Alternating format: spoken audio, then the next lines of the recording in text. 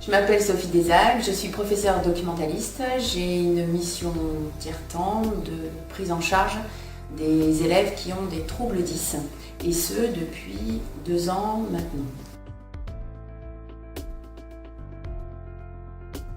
J'étais personnellement sensibilisée à la problématique 10. J'ai effectué 2 stages avec Laetitia Anciard sur les différents troubles 10.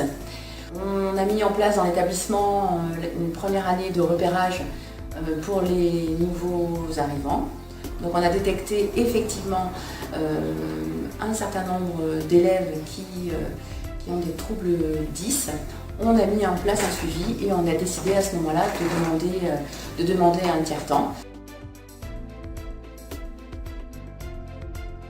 Alors on a mis en place une collaboration avec Supagro de Florac, qui nous ont proposé 3 sessions de formation.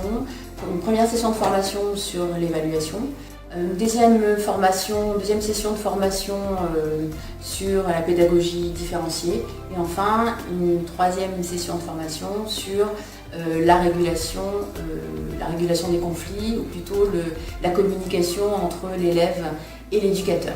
L'idée, c'est que l'élève soit responsable de sa relation à l'apprentissage et de sa relation à l'autre, ce qui nécessite effectivement la mise en place de pédagogie de projet et de pédagogie de la coopération. Alors sur les 10, effectivement, on était à peu près au point, mais on était assez limité dans les outils pour tout ce qui concernait les troubles dyscalculiques, notamment les troubles logico-mathématiques. Donc on a organisé 3 sessions de formation avec des enseignants de matières scientifiques et des enseignants aussi de matières littéraires, puisque les troubles logico-mathématiques touchent aussi les disciplines littéraires, puisque ça touche les structures logiques. Et donc on a travaillé avec une psychomotricienne spécialisée dans les troubles logico-mathématiques.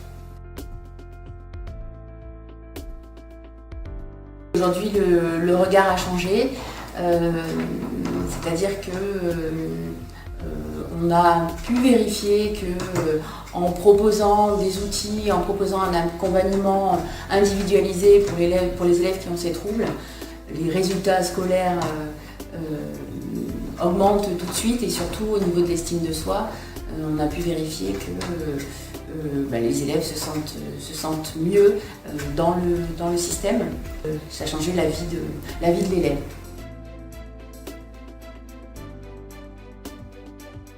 Ma mission tiers-temps se termine dans 1 an, mais je pense que le dispositif est suffisamment installé pour que la prise en charge des 10 se poursuive au-delà de ce tiers-temps. Donc le suivi est aussi installé, et du coup le projet pourra continuer dans le temps.